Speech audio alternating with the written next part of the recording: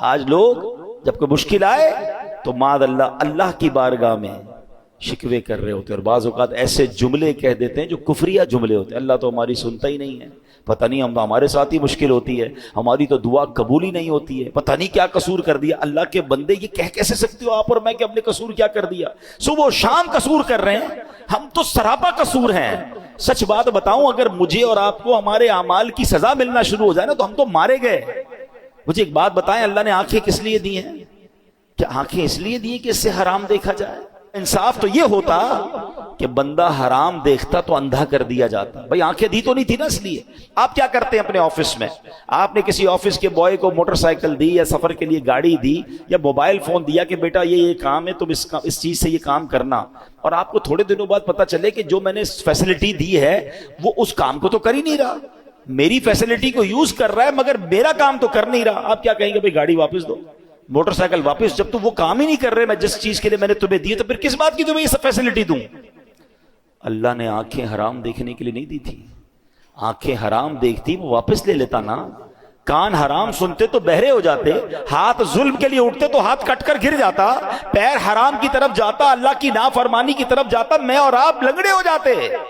ارے وہ تو سزا دے ہی نہیں رہا، بہت تھوڑی میں جان چھوٹ رہی ہے، اور اب بندہ کہتا ہے پتہ نہیں کیا قصور کر لیا۔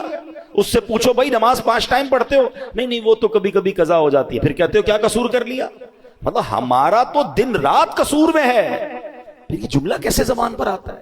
شکوہ نہیں، وین ایور کوئی پرابلم آئے اپنے آپ کو ریئلائز اسکین کرنا شروع کر دو کہ کیا غلطی ہو گئی بھائی، کیا مشکل ہو گئی، میں نے ایسا کیا کر دیا، فوراً توبہ، فوراً استغفار، فوراً اللہ کی طرف رجوع کریں۔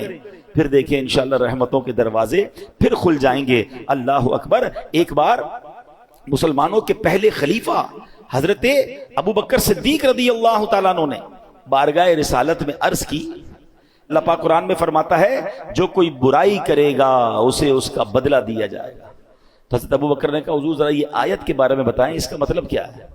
تو نبی پاک نے فرمایا غفر اللہ لکا یا ابا بکرن، اے ابو بکر اللہ پاک تیری بخشش فرمائے۔ اے ابو بکر کیا لوگ بیمار نہیں ہوتے؟ کیا انہیں رنج نہیں پہنچتا؟ کیا وہ غمگین نہیں ہوتے؟ کیا پریشانیاں نہیں آتی؟ عرض کیا کیوں نہیں، یہ تو سب کچھ ہوتا ہے۔ فرمایا فہوا ما تجزون بہ، پس یہ ان کے اعمال ہی کا تو بدلہ ہے۔ یہ جو بیماری آئی، ٹینشن آئی، غم آیا، خوف آیا، کاش ہم یہ بات سمجھ جائیں۔ میرے پیارے اسلامی بھائیوں، اب ذرا ایک بڑی کمال کی حدیث ہے، تقریباً ہر جمعہ کے خطبے میں یہ حدیث ہم سنتے ہیں، بس اللہ کرے ہم سمجھنے والے بنے، میسج لینے والے بنے۔ کیا حدیث پاک ہے؟ نبی پاک علیہ الصلوۃ والسلام فرماتے ہیں البر لا یبلا، نیکی کبھی پرانی نہیں ہوتی، والذنب لا ینسا، گناہ بھلایا نہیں جاتا، والدیان لا یموت، اور بدلہ دینے والی ذات یعنی جس نے ڈیسیشن کرنا ہے، جس نے اعمال کا فیصلہ کرنا ہے، اسے موت نہیں آتی۔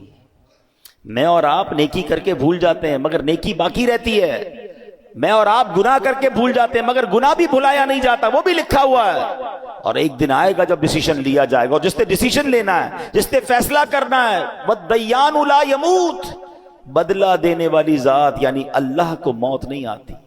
مگر اس حدیث کا جو اگلا پارٹ ہے نا، وہ ہمارا ٹاپک یہی ہے، اعمل ما شئت کما تدین تدان، جو چاہو کرو، اعمل ما شئت، جو دل چاہتا کرو، کما تدین تدان، پھر جیسی کرو گے نا ویسا ہی اس کا اجر پاؤ گے، ویسا ہی اس کا بدلہ ملنا، ٹٹ فور ٹٹ ہے نا، جیسی کرنی ویسی بھرنی۔